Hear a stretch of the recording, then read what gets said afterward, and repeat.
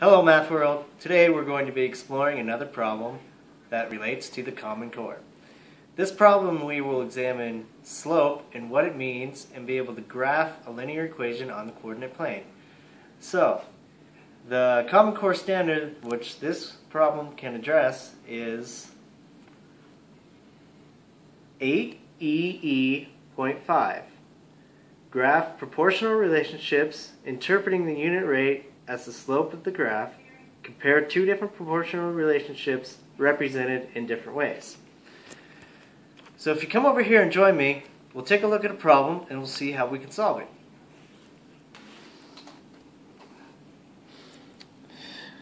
So, our problem is Jill paid $9.25 for 5 pounds of potatoes. And I want to ask 4 questions about this. First, what is the cost per pound of these potatoes? Secondly, how many pounds of potatoes could she buy for $1? Third, I would like to draw a graph in the coordinate plane of the relationship between the number of pounds of potatoes and the total cost.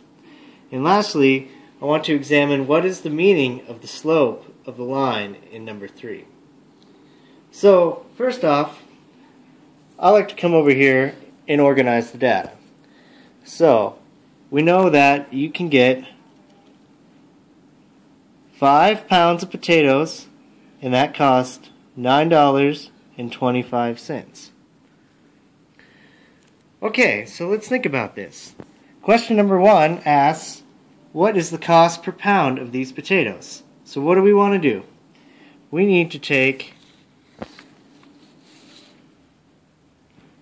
the total cost, which is $9.25, and divide it by 5.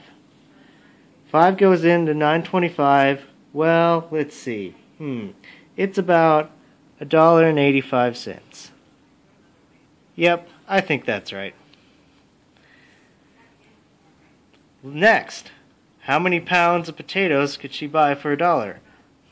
Let's think about that.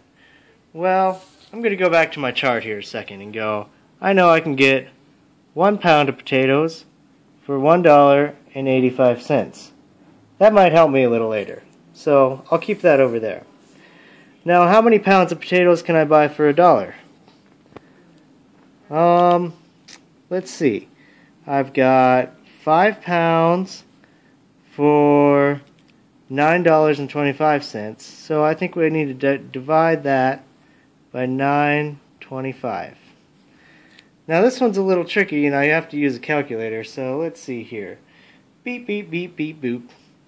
Oh, that equals 0.540 repeating.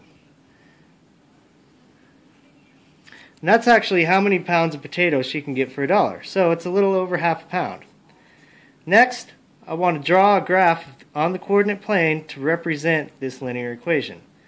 And we'll see if these two numbers come into play. So, there are actually 2 graphs that you could draw with these numbers depending on how you look at it. It just depends on which is your x-axis and which is your y-axis. So, I've got a little graph drawn over here already with an x and a y. Now let's determine what's going to be what. I think the x-axis is going to be pounds of potatoes. And that means my y-axis is going to be cost in dollars. Okay, so let's take a look. Let's see what did our table say.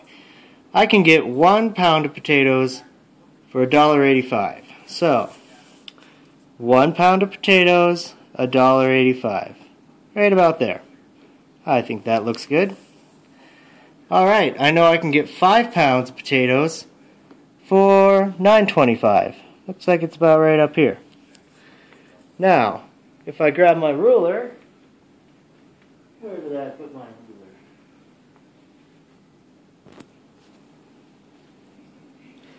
Okay, I found my ruler. So, let's get back to our graph here and see where we were.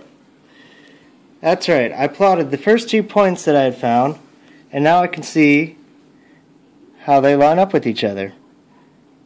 Oh, about just like that.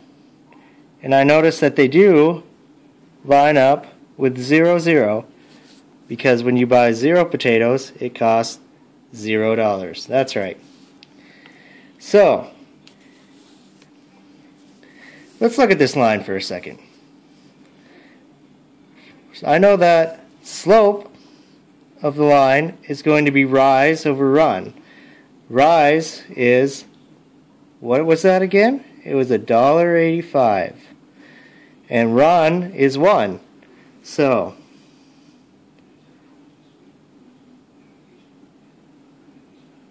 $1.85 over 1. Well, let's see here. I think that's an easy one. I think the slope of that is 1.85. So, the slope of this one is the same thing that the cost per pound of these potatoes. Just like question number 1. Now, the other way we can graph this line is by switching our x and y axis, which I already have a handy dandy graph that I had done. If you look at this one, the second one, and compare it to the first one, we can see that the slope is significantly less. This one, I did cost in dollars at the bottom with number of pounds of potatoes on the side, which is your y-axis. The slope of this line ended up being 1 over 1.85, which equaled to 0.540 repeating, or the number of pounds of potatoes Jill can buy for $1. Oh, that relates back to 1 and number 2. So, to go back to our original 4 questions, we did 1, we did 2, oh, and we drew a graph of the coordinate plane to represent this linear relationship. So, number 4 was, what was the meaning of the slope in line number 3? Well, we covered that, because the meaning of the slope on the first graph, this one, was the cost per pound of these potatoes. And the slope on the second one, this one, was how many pounds of potatoes she could buy for $1. So these graphs, although they represent the same thing, show different aspects of that equation.